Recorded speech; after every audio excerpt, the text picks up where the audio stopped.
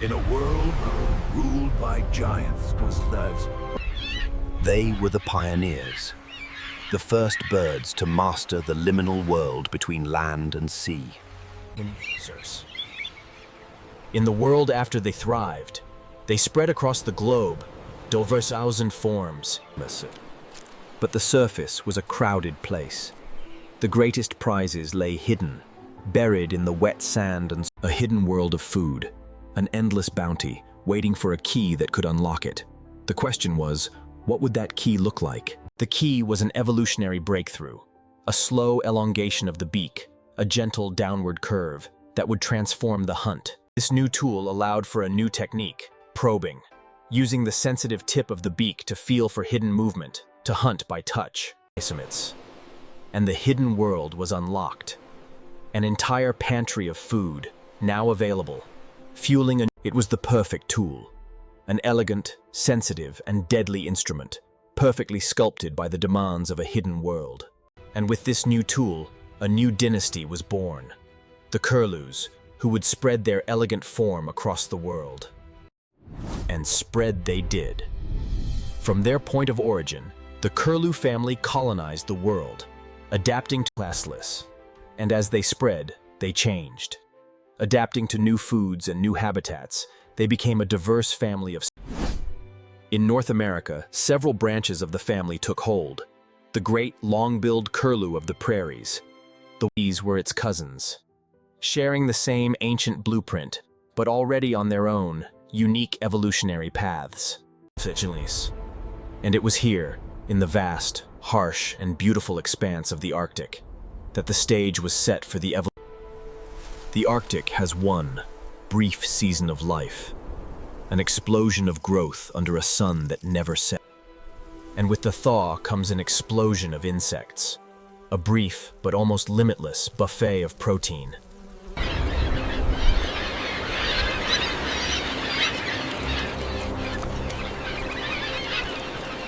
The constant daylight and endless food made the Arctic a perfect nursery. The chicks grew fat and strong with astonishing speed. And so, over thousands of years, this lineage was forged by the North, shaped by the brief. As generations pass, a new, smaller, and more graceful bird emerges from the ancestral line, adapted for greater travel. And so, a new species was born, the Eskimo Curlew. A smaller, faster, and more efficient.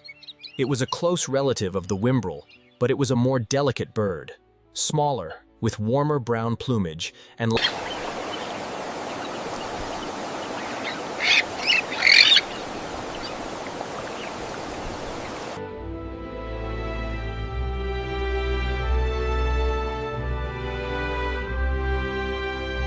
temperaments. Though part of a family of large birds, the Eskimo Curlew was different. It was smaller, more delicate, a bird. Its plumage was a warmer brown, tinged with cinnamon. A perfect match for the northern soils and the great prairies of the heartland. But the greatest difference was in their numbers. While its cousins traveled in modest flocks, the Eskimo Curlew. This flocking behavior was the engine for a more extreme journey. A migration route that was faster, smaller, faster, traveling in numbers beyond imagining. Though a curlew by name, it was a creature entirely its own.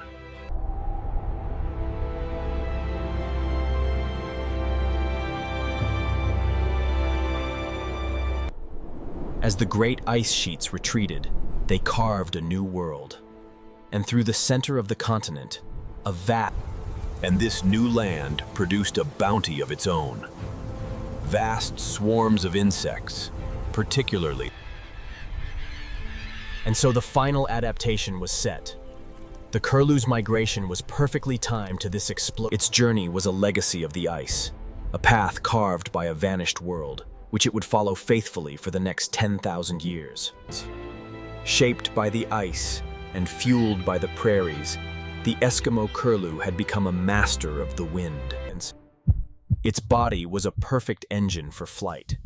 Powerful muscles, a respiratory system that could extract a skill that allowed them to perform one of the most incredible feats in the animal kingdom, a non-stop 2,000-mile journey over the open ocean.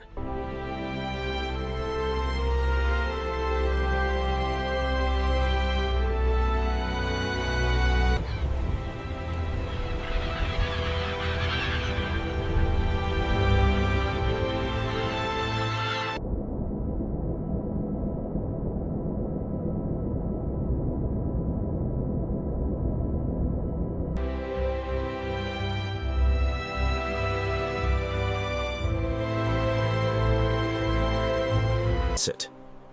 And in the wake of the thaw, a miniature world emerges. Not of great trees, but of a rich carpet of moss. And into this world of brief abundance, the travelers arrive. Their great journey is over. They have come home. This is their home. A vast, beautiful, and demanding world. The land of the midnight sun.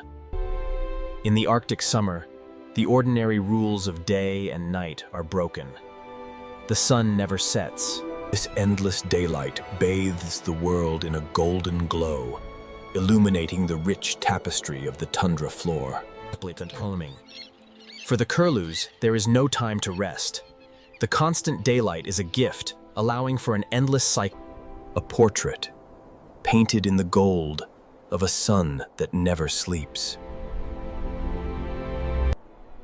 It was a golden season, a brief, magical window of endless light and endless life.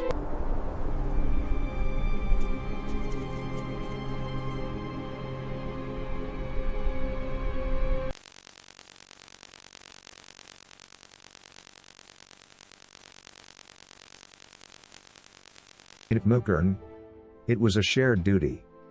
The parents took turns incubating the eggs and standing guard, their eyes constantly. This was their view. A world with no walls and no ceiling. A world of constant exposure, where danger could come from any direction. All of this, for this. A precious handful of eggs. The entire hope of the next generation, after weeks of patient incubation, a sign of life.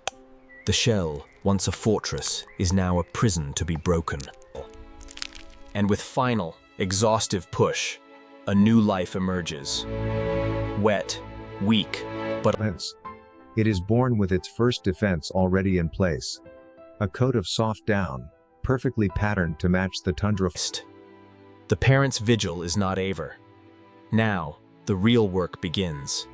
To protect this tiny, fragile, the nest, once a place of quiet hope, is now a cradle of new life. The next generation has arrived. In a land with no trees, the nest is a simple affair.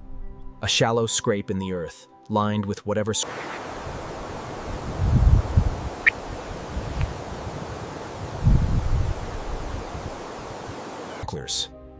and so their shared vigil begins. The parents take turns incubating the eggs and standing guard. This was their view. A world with no walls and no ceiling. A world of constant exposure, where danger could come from any direction. A humble cradle on the open ground, holding the entire promise of the future. A promise protected by feathers and a watchful eye. After weeks of patient incubation, a sign of life. The shell, once a fortress, is now a prison to be broken. And with a final, exhaustive push, a new life emerges. Wet, weak. It is born with its first defense already in place. A coat of soft down, perfectly patterned to match its. The parents' vigil is not over. Now, the real work begins. To protect this tiny... The nest, once a place of quiet hope, is now a cradle of new life. But new life on the tundra is a powerful lure, and the predators are always watching. The parent's watchful eye is the first defense. And if camouflage is not enough, the parent will resort to courage. A desperate gamble, a display of faith. The dangers did not only come from the ground. The silent hunters of the sky, the great owls, were always watching.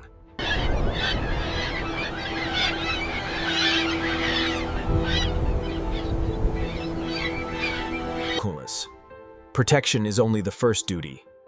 The next is to teach. The parent shows the young how to use the family's patience, and the young learn by watching.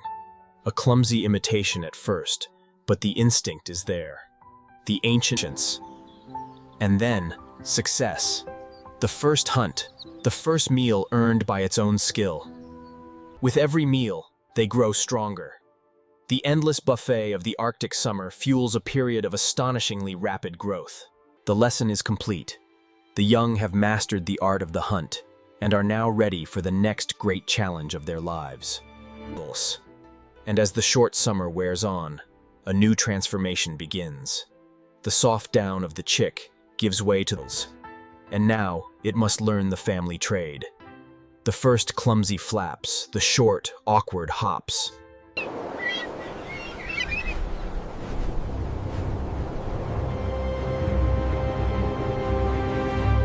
An entire generation now ready. The short, bountiful summer has done its work. The brief Arctic summer has forged a new generation. They are ready for the world. To be born here is to be born into a world of challenges. And so, the hardship forged resilience. The constant danger created perfect camouflage. The greatest gift of their Arctic home was the gift of endurance. They were survivors. But the golden season is short. A change in the wind, a shift in the light. And so, the first chapter of their lives comes to a close. Their time in their Arctic home is over. The Arctic summer is a fleeting gift. As the days begin to shorten and a new chill enters the air, from across the vast tundra, they come. Small family groups, drawn by instinct to ancient staging ground. There is a restless energy in the flock, a final preening of feathers, a building chorus of calls. And then, the moment comes. A single bird, a single call, and the ground.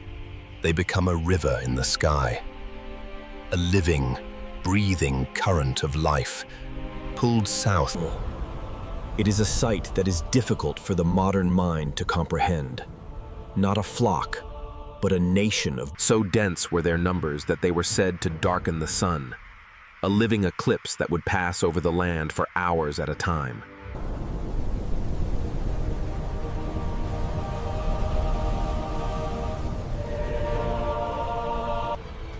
They moved as one, a single mind with a million bodies, a silent, synchronized...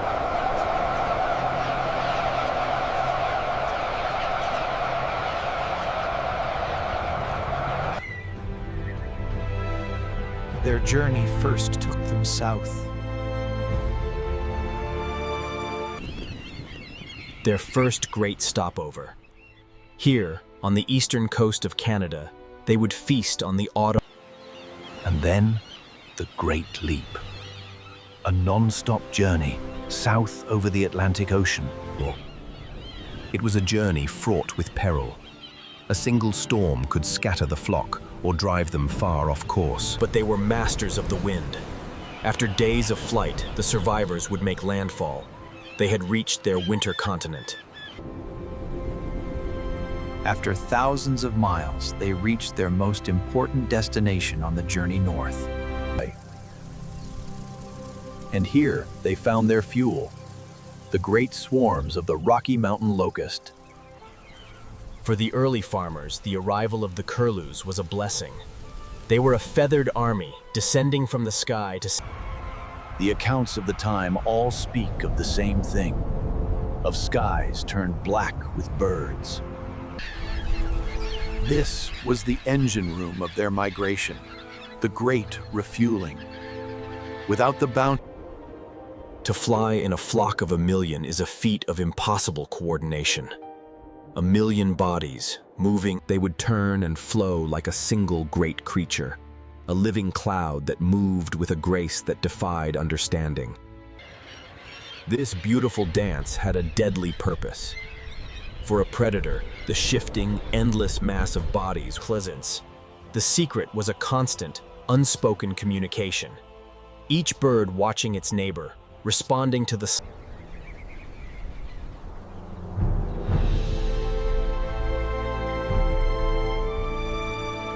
The journey south was a marathon, a flight of thousands of miles that would take them across a dozen different landscapes. They followed the great rivers, the ancient arteries of the continent, using them as a map written on the land itself. Even the great mountain ranges were no obstacle. They followed the great rivers, the ancient arteries of the continent, using them as a map written on the land itself. But they flew on. Through storm and over mountain, they were an unstoppable force, driven by an ancient promise. From the shores of the Great Gulf, they made another leap of faith, the final water crossing that would take them to their winter continent. A journey powered by nothing but muscle, instinct, and the incredible endurance of their powerful wings. They had arrived, the southern continent. But their journey was not yet over. This was their destination, the great pampas of Argentina. A vast grassland, the great southern migration was complete. A journey of some 8,000 miles, a testament to the power of instinct and endurance.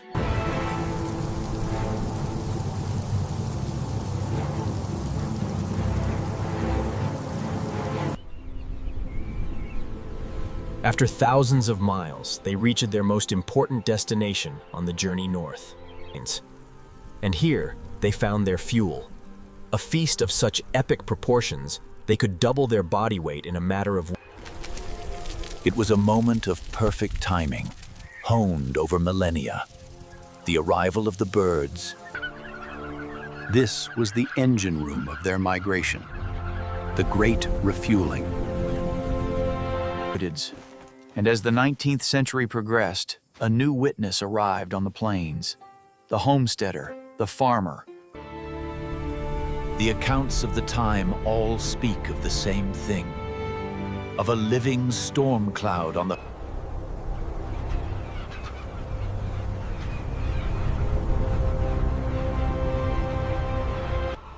The living river would flow for hours, sometimes even for days. A constant, unbroken stream. It was one of the great natural wonders of the Americas, a spectacle of life on a scale that we will never...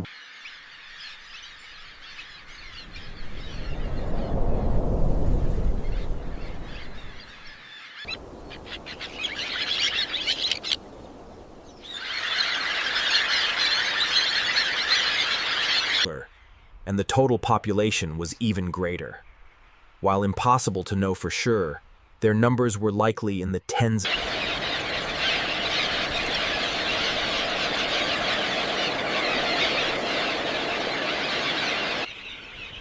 This was the Eskimo Curlew at the height of its power. A sight of almost unimaginable abundance. From the shores of the Great Gulf, A journey powered by nothing but muscle, instinct, and the incredible endurance of their powerful wings. They had arrived, the southern continent. But their journey was not yet over.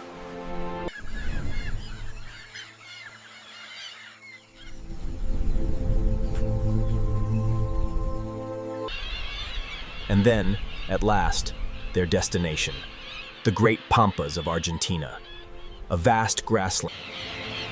After days of non-stop flight over the empty ocean, a new world appears, the southern continent. But their journey was not yet over. The final leg of their journey took them over a new world of dense forests and great, winding rivers.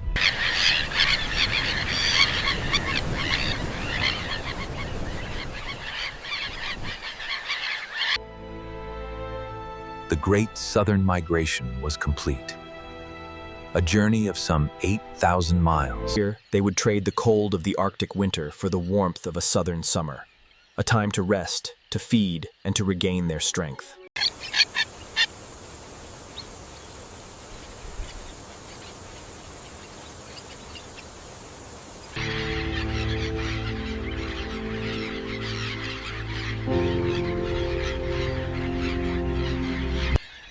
But their time here was borrowed.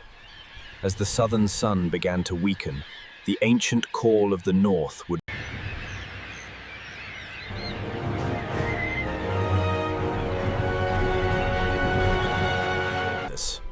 Here, on the pampas of Argentina, they would spend the winter.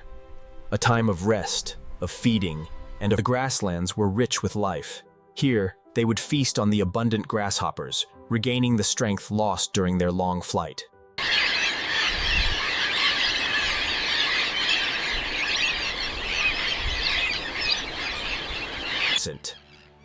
But their time here was borrowed. As the southern sun began to weaken, the ancient call of the north would— The quiet months of rest and feeding were over. They were strong, and they were ready. The great journey was about to begin again. Sky once more. A great river of birds, now flowing north. The journey north was a mirror of their journey south. A grueling, 1,000-mile flight back to the heart of the continent. And once more, they returned to the Great Plains. The final feast, the last great refueling that would— It was a race against time. A final, desperate push north to arrive in the Arctic at the exact moment of the great thaw. They have returned. The great circle of migration is complete. They have come home. This was their life. A perfect, unbroken wheel, turning with the seasons. It was a rhythm on a planetary scale. A great, pulsing heartbeat that traced a path between two continents. And in the deepest, darkest winter, the North would wait, confident in the promise of their return. An unbroken circle, a promise always kept, a true marvel of migration, perfected by time. This was their life, an unending journey, a 16,000-mile circle, repeated faithfully. When the Great Migration was over, the daily work began. A life constant foraging of seekers. They were adaptable hunters. In the Arctic, they sought out insects. On the coast, berries. The autumn berries were the most crucial fuel of all. A rush of pure sugar converted into the fat that would— On the prairies, it was a different kind of hunt. A game of speed and sight, snatching the abundant grasshoppers from the sea of grass. Their entire life was a journey that followed the seasons of abundance.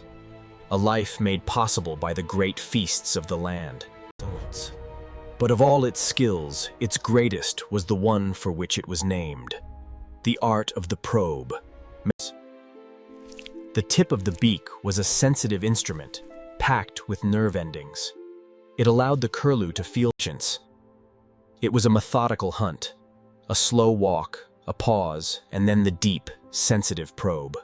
This was the world its beak unlocked, a rich and endless pantry of protein, hidden just beneath the surface. A perfect tool, and the perfect skill to wield it. The Eskimo Curlew was the master of the world beneath the surface. For a master of long-distance flight, nothing was more important than its feathers. They were its engine, its rudder, and its shield against the elements. And so, hours were spent each day in meticulous maintenance. The act of preening, using the beak to influence. It uses a special tool, an oil gland at the base of its tail. This natural, waterproof dressing is— The result was a perfect shield. A waterproof coat of armor that kept the bird warm and dry in the harshest of weather. For a bird that lived its life on the wing, this was not vanity. It was a matter of life and death. Though shy by nature, the Eskimo Curlew was a deeply social creature. Its survival was a story. The flock was held together by a constant stream of communication, a complex language of calls that guided their flight and warned of danger. The flock was held together by a constant stream of communication, a complex language of calls that guided their flight and warned of danger. Within the flock, some would stand as sentinels. Their sharp eyes scanned the horizon for danger, ready to sound the alarm. And the flock would respond as one. 1,000,000 bodies, taking to the air in an instant. This was the secret to their success. A life lived together, a belief in the power of the flock. In a life of constant exposure, vigilance was a shared duty. And the flock would respond as one. 1,000,000 bodies, taking to the air in an instant. For a hunter, the swirling mass was a fortress of confusion. A target, But their language was not only of danger. There were the soft contact calls, the social glue. It was a society on the wing, held together by a shared language, a shared purpose, and Even for the masters of endurance, there must be a time for rest. As dusk fell, for them, safety was not in cover, but in openness. In a roosting site with no trees and no tall grass. And as darkness fell, a great silence would descend upon the flock. A silent army. But the great flock was not an anonymous crowd. Within it were thousands of smaller families, the parents and a continent of birds at rest. A sight of profound and silent beauty. But the great flock was not an anonymous crowd. It was a nation of families. Within the great parents, the family was a traveling nursery. The young birds, on their first great migration, flew under the watchful eyes. The parents passed down a map of food, a shared knowledge of where to find the richest bounty at each point on their long journey. And in the great storms, the family bond was their anchor. A small island of shared strengths. The great flock was a nation of families. A society built on the strength of the parent-child bond. For the young birds, born just months ago in the Arctic, this was their first great journey. A lesson on a continental scale. And they learned from the masters, their parents. They followed their lead, memorizing the great rivers. They learned more than just the path. They learned the pantry, where to find the richest food, and how to extract it.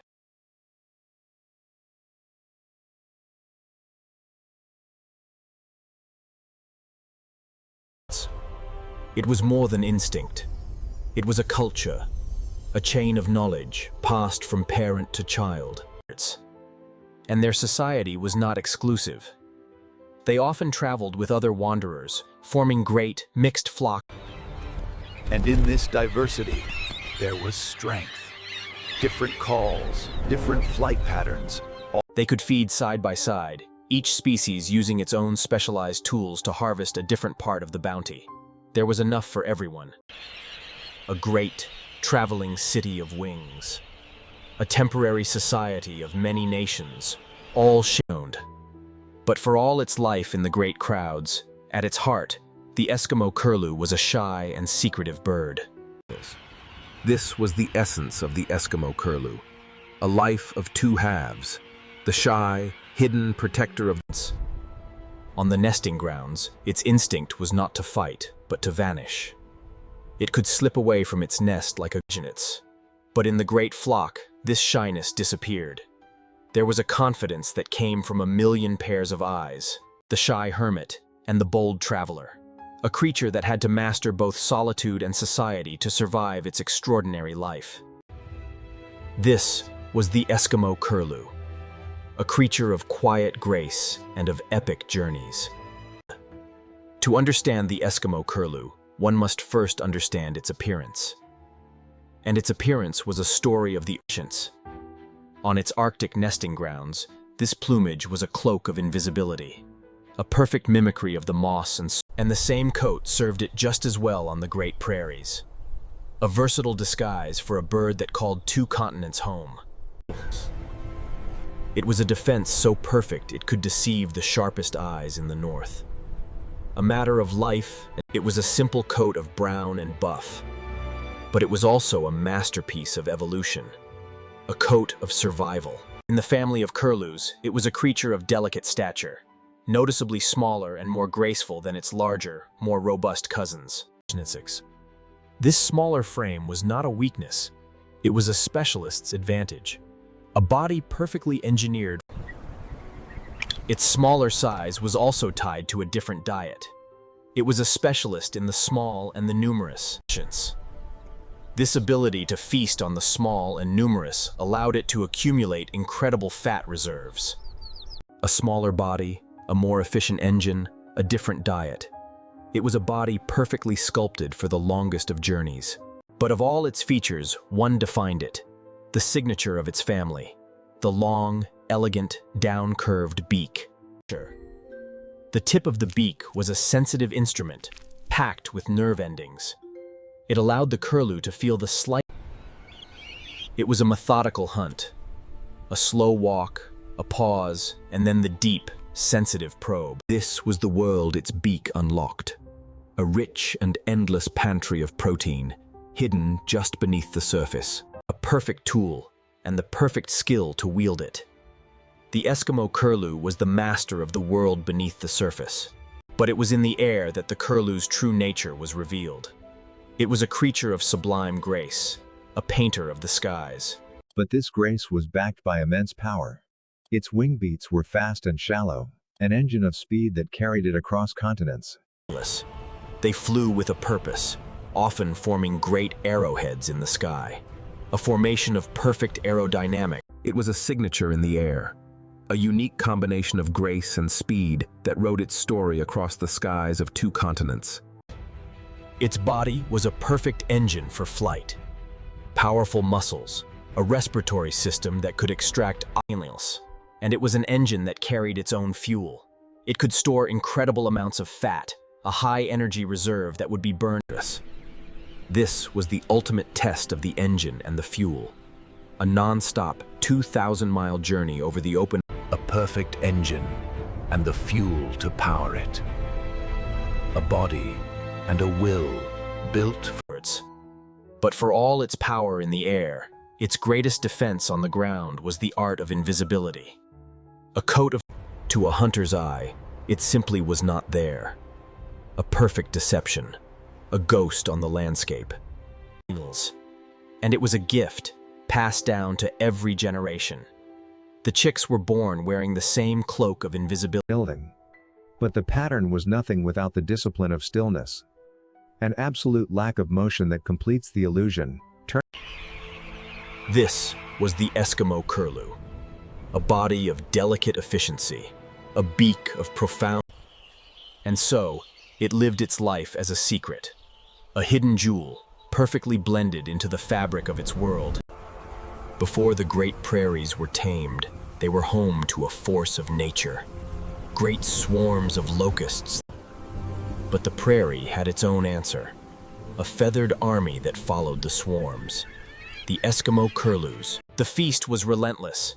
Each bird would eat its own weight in insects, a constant and tireless harvest that would last for weeks. And their impact was real. The great swarms would be visibly thinned, the plague lessened, by the tireless work of the feathered army. This was their first great role. They were the great regulators of the plains, a natural and powerful force that kept the world in balance. For the new settlers of the plains, the locust swarms were a terrifying and destructive force, capable of wiping. And then, an unexpected ally would arrive from the sky. The curlews, drawn to the feet. It was a natural service of almost incalculable value. A free and perfect form of pest control and for a time, they were beloved. The settlers called them prairie pigeons or doughbirds, affectionate names. They were the guardians of the harvest, a vital partner in the success of the early heartland. But in the unforgiving logic of the food web, every hunter is also, eventually, the hunter. It was a vital transfer of energy. The small life of the insects, concentrated in the body of the curlew. And on their nesting grounds, their eggs and chicks were a crucial source of food for the hunters of the tundra, like the cunning Arctic fox. Their abundance sustained the great predators of 2 continents. Their bodies were the fuel that raised the next generation. It was a vital link, a creature whose immense numbers provided the foundation of life for the hunters at the top of the food web. But their role in the ecosystem was not just about what they took. It was also about what they gave back. Every migration was a great transfer of wealth. Nutrients from the sea and the tundra were carried in their bodies for thousands. Their droppings, rich in nitrogen and phosphorus, were a powerful natural fertilizer. Each flock... Over thousands of years, this constant gift of nutrients helped create one of the richest ecosystems on Earth. They were more than just visitors to this land. They were its builders, a living river of fertility. The curlew was a perfect cog in a perfect machine. Its every action, its feeding, its travel, its very presence. Their constant probing was a form of natural tilling. Millions of tiny plows aerating the soil, allowing inlets. And as they traveled, they carried the seeds of the north with them. They were long-distance gardeners. This was the world they helped to build and maintain. A world of rich. Because of all these vital roles, the Eskimo curlew was what is known as a keystone species. The central stone. Because when you remove a keystone, the structure cannot stand. Its absence sends a cascade of changes through the ecosystem. Hunter and hunted, gardener and guardian, a creator of soil. Its life was interwoven because when you remove a keystone, the structure cannot stand. Its absence weakens the entire system, leading to collapse. The great arch of the prairie did not completely fall, but it was forever weakened. The curlew's absence left a hole in the sky and a silence on the land. For thousands of years, the curlew's world was in perfect balance. Spores. It was the age of market hunting. The new railways could ship barrels of wild game to the booming cities of the... And the curlew's greatest strengths became its fatal flaws. Its massive flocks and its gentle, trusting nature made it an impossibly easy target. The friendship between the farmer and the bird was forgotten. The great natural wonder was now seen only as... This was the beginning of the end. The slaughter was on a scale that is hard to imagine. The birds' dense flocks, once their greatest defense, now ensured their complete destruction. Hunters described a rain of birds from the sky. So many were killed with each shot, they often did not have to reload before firing again. The ground would be littered with the dead and the wounded. It was not a hunt, but a harvest of death. It was not a fair fight, a creature of the Ice Age against the new, relentless machinery of malice. The engine driving this slaughter was the insatiable hunger of the new, great cities of the East. And so they arrived by the trainload, not as birds, but as cargo, packed by the thousands. They were sold by the thousands, for pennies a dozen. Their incredible abundance had become their final curse, making us. And there was no escape. The new railways allowed the market hunters to follow the flocks, from one feeding. And there was no escape. The new railways allowed the market hunt flotters to follow.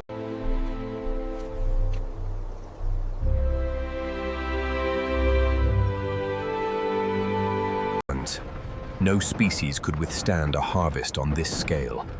It was a war against a living thing, and there could only be... And so, the inevitable began to happen. The great flocks, once a force of nature, began to...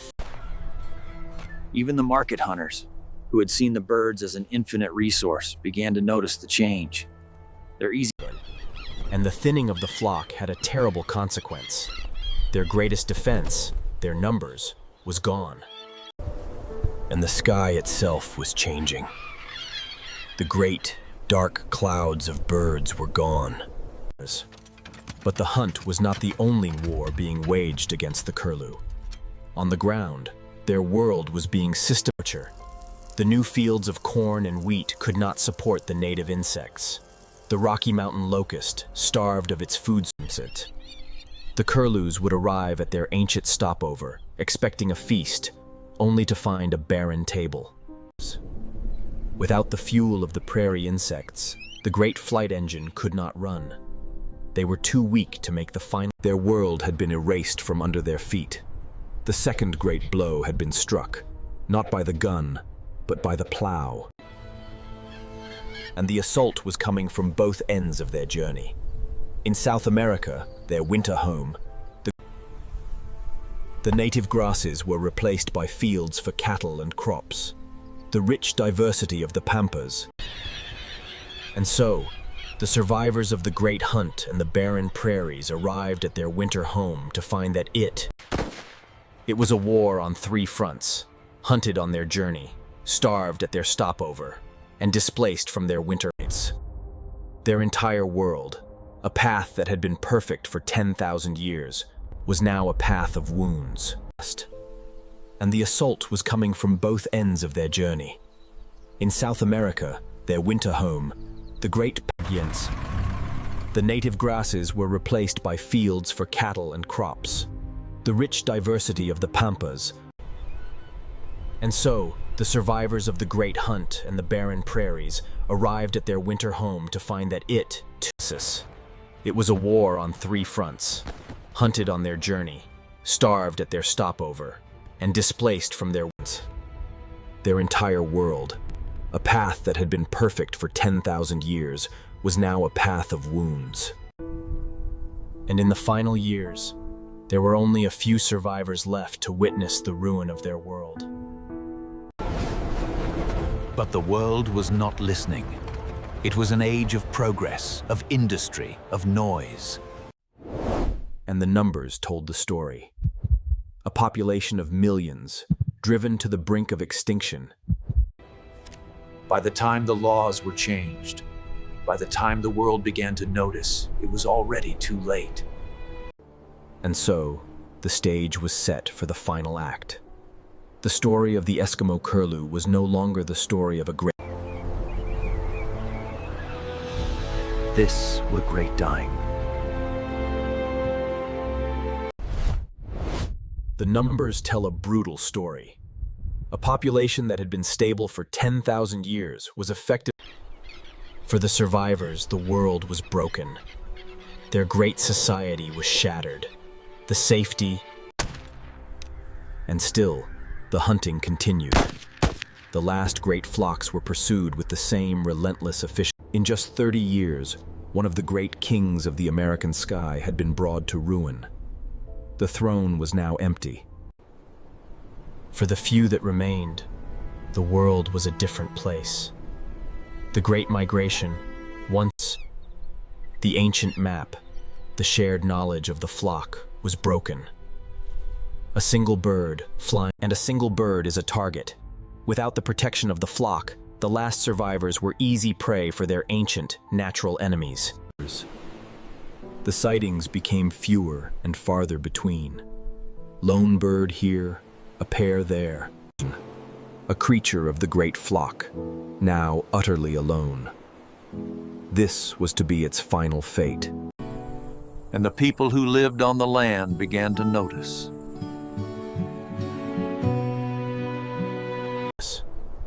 The spring was quieter now. The great, noisy, living storms that had once heralded the season were gone. The farmers were the first to truly understand, to feel the silence in the skies where there once had been a roar. And their stories began to sound like myths, tales of a sky black with birds. The horizon that had once promised their return, year after year, was now empty. In the mid-20th century, a new generation of scientists, armed with new knowledge of conservation, they found its cousins. They found its neighbors. They found a world full of life. The trail was growing cold. A handful of confirmed reports in the mid-century. And then... And for the last half-century, despite countless searches and fleeting, unconfirmed reports, the scientific record has been silent. The silence in the skies is now final. The great river of birds that once... And so the final act began. Each sighting was both a moment of hope and of profound sadness. And then, for decades, an almost complete silence. A handful of fleeting, unconfirmed reports. But then, a final glimmer. A handful of credible reports in the post-war years. A ghost. And then, the last definitive record. An island in the Caribbean, Barbados. He did not know it, but he was the last of his kind, the last endling, the final. And after decades more of silence, the official verdict was rendered. While a flicker of hope may... It is now a ghost on a list, a memory that haunts the northern tundra. A master of the wind, a devoted parent,